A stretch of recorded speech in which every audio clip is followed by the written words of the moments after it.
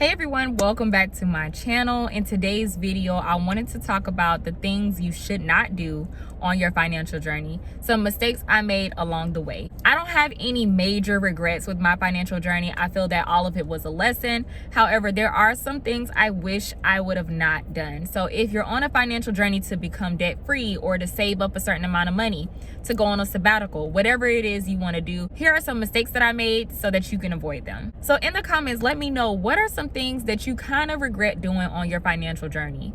Also, give this video a thumbs up if it helps, and let's get started. The number one thing I regret doing on my financial journey, especially with becoming debt free, was missing out on experiences with friends and family. Some things are just priceless. They're just priceless, and I did not value those things. I've missed out on trips with my friends. I've missed out on birthday parties, baby showers, from just not wanting to book a flight, trying to save money. Oh, I can't afford it. Sorry, can't go. But that's stuff that I regret now. I really do. Don't be so cheap to the point where you miss out on experiences that are just, you can't put a price on those. You just can't. Number two is do not give unsolicited advice. You recently got into Dave Ramsey. You learning some budgeting tricks. I get it. You want to share with the world. No, don't. It got to a point where people stopped telling me things that's going on in their financial life because they knew I was going to comment on it.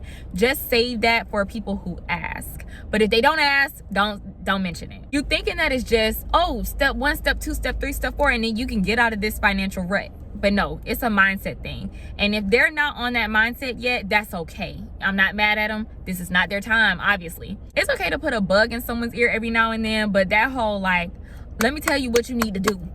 A, B, C. My mom actually told me that I got on her nerves with it. So that's when I realized, let me stop just giving out unsolicited advice. No one asked me, but when they ask, I give it. But when they don't, I just don't say anything. It's not that you're saying anything wrong. It's just that sometimes people feel judged. Like, and I'm not gonna lie, sometimes I do judge people off their purchases. So you telling me that you just bought a brand new car and you already in a whole bunch of debt,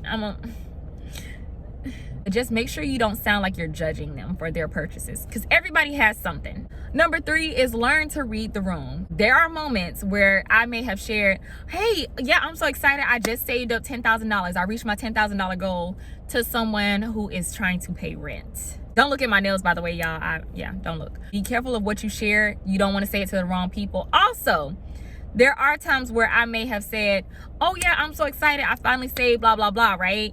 And then someone would say, oh, could I borrow? Read the room. I started to learn that you can't have those kind of conversations with everyone, and sometimes it'll make people feel uncomfortable. It'll also make you feel uncomfortable. I only try to share my financial goals with y'all and with people who are interested, but not with people who may take it the wrong way or feel like I'm bragging, whatever the case is. Just watch who you're talking to. I'll say that. Another thing is understand the difference between sacrifice versus deprivation. That kind of goes into my first point about me not doing certain things. I was depriving myself, okay? My journey started off with deprivation. I'm just now at a place of sacrifice, because sacrifice has a little bit more balance, right? It's me choosing not to do a certain something so I could do something else. Before, I did absolutely nothing. It was all work, no play. I'm gonna have to do a whole video on that money mindset thing, because I promise you more money started coming in when I started spending it. The people who get me, they gonna get it. When you so tight with money, it does not flow. It just doesn't. So choosing not to do something is different than depriving yourself. If you know you want something, don't be so, oh, I don't need it, I don't need it. Okay, you may not need it, but that doesn't always validate you not getting it. I don't need to go out to Longhorn as much as I do, but I do. You deserve to be rewarded, and I don't know, someone may need to hear that, but you owe it to yourself to spoil yourself sometimes, right? Just do it on a budget. Here's something I'm still working on, but understand that things are gonna change as you grow, as you get exposed to new things. Like, it started off with Dave Ramsey, then it went to this, and it went to minimalism, blah, blah, blah. Understand that things are gonna change with you. Don't be afraid of change. You don't have to put yourself in a box when it comes to your financial journey. You don't have to be a minimalist if you don't want to be. You don't have to be investing in this, that. You don't have to do all that. Don't put yourself in a box. You're going to learn new things as you grow.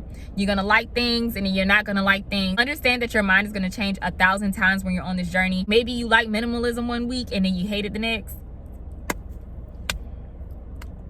That's okay. Who pay your bills? Who pay your bills? That's how I validate anything I do. Who pay your bills? Also, let me add with that, know when to adjust your budget. Living below your means your means. So let's say you making $40,000 and you're living below $40,000, but then you start making $100,000. You don't have to live like you're living below $40,000. Does that make sense? I have seen people, especially in the FIRE movement. FIRE is financial independence, retire early.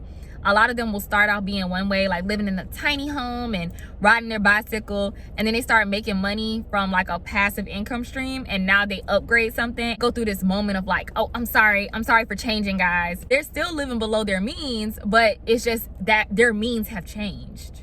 Their means have changed. Living below your means changes based off of how much you make. So if you're trying to live on so-and-so percent of your income and your income increases, if you're still living on so-and-so percent of your income, then you're good.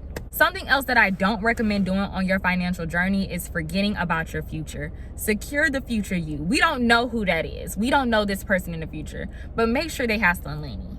I was so focused on right now and no debt, no this, no that I forgot about my future, and I wasn't heavily investing into like my 401k or anything at that time. If you know that you want to live a certain life when you retire, make sure you secure that. Don't beat yourself up on your journey if you mess up. You are okay. Oh no, I swiped my credit card. Oh, I'm in a little bit more debt.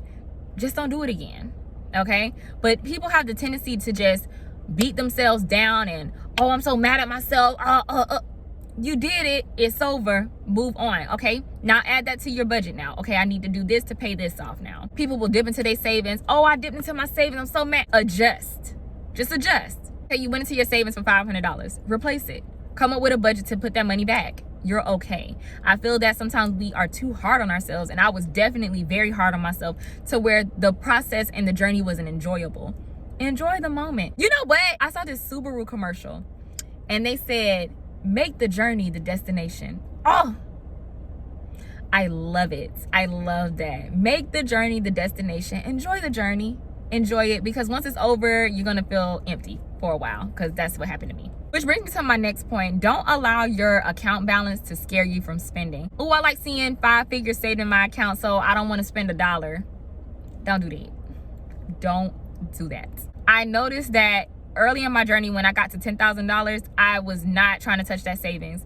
But there are times where I did need to dip into it, and it would just eat at me. It would just, I can't believe I did that. But don't be so caught up in the balance, right? Be grateful that you're at a point where you even have a savings. I think they say like the average American has less than $100 or something, or they don't even have money for emergencies. So if you got money in your account, be content with that. Be content with that.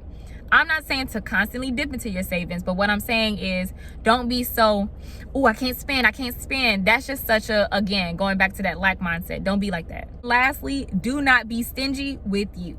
Every goal you hit, reward yourself. Every goal you hit, reward yourself.